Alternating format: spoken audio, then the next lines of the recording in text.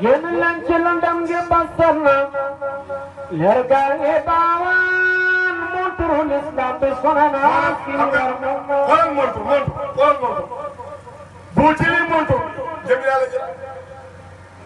yàlla moom li mu am mooy 12 laay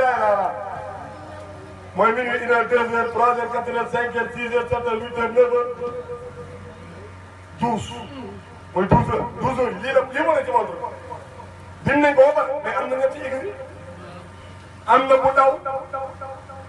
bu gaaw boo xam ne bu dawee li muy daw moom day daw bu wul muy benn minute du dëgg am na keneen ku ci topp moom balaa diggante rek day dóor ni moom am na koo xam ne bu wëlee rek jant bi sax moom bu jógee ba wër rek jant bi sax ñetti écurie yi ñoo ci benn écurie bi moo tax yàlla amal biddiw asamaan si moo tax yàlla ne man maa def biddiw yi pour ngeen ciy gindee ko mooy ngeen ciy xam fee biddiw yi mën nga ciy gindee ko nga réer biddiw gindee ko loolu kenn du demal ba caa bi nga téen réer ba pare téen gisoo benn biddiw xam nga léeg-léeg ñu ne su boobaa da ngay gën a réer mais biddiw yi gindi nit ñi biddiw yu njub yi nga xam ne ñooy gindi caabi benn biddiw bi mooy yónni Yàlla Muhammad beneen bi mooy Seex Tijaan yi beneen bi mooy bàyyi da nga daal boo téye ci kaw du biddiw de bii diw la biddiw bi nga gis ko mooy yonent bi weer bi mooy Seex Tijaan yi jant bi mooy bàyyi mais taxul nga xam ba ne war a jox kii mooy écurie bu ndaw asamaan si mooy montu écurie bu ndaw bu sew mooy biddiw bi ci topp mooy weer écurie bu mag bi mooy jant bi waaye ban heure kooku bu déplacé rek affaire am kooku bu déplacé rek kii yàlla bi moo tax bàyyi la mu jógee fii dem Makka daf ne waqaftu yawma sulasaay li Arafa kon taxaw lay Arafa mooy fi ñu war Arafa mooy fi ñu war a xamante Arafa kay kon mooy moteur bi fi nga mën a xamee heure bu jot bàyyi mu ne man maa taxaw ci 3e position bi duma bu sew bi duma bu ci topp beneen bi la mooy yawma sulasaay ñu ne mooy bisab talaata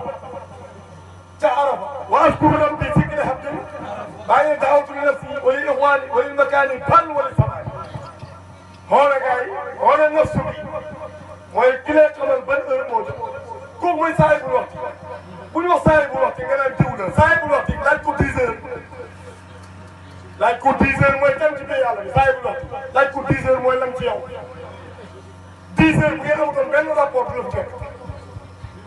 billahi la ilaha illa 10 heures bu fekkoon ne yéen ñaar amu leen benn rapport du la fekk ci àdduna balaa 10 heures du jot nga dee boo juddee 9 heures balaa 10 heures nga dee 10 heures bu ngeen amul benn rapport laa wax yéen ñaar Cheikh Tidiane nee na wa xilaafatul insaan alal xawaalimi laa takkuunu ilaa isaaka kullu juz'in min al aalami yajidu nisbatuhu fi loo gis ci alam bi am na askan ci yow 10 heures am na rapport ak yow kii woote ne mooy saahibul waxtu ne ko luy 10 heures saahibu samaan laaj ko yéen samaan am laajal saahibu samaan bi loolu waaye sang ba xam boo ñëwee ci moom da nga xam heure yi da nga xam weer yi da nga xam tur yi da nga xam bis yi lépp nga xam sang yaay boo ñëwee ci moom lépp te bàyyi la ma ko amul xunaa yéex na fu kullu ilm bàyyi na ci ñun da ngay xamee lépp ku xamagul lépp nekk koo taayee bàyyi bala maa dañ naa aarifu billaay aarif mooy xam ci yàlla tuuti déedéet du loolu aarif lépp lay xam lépp ñun amul lu xamul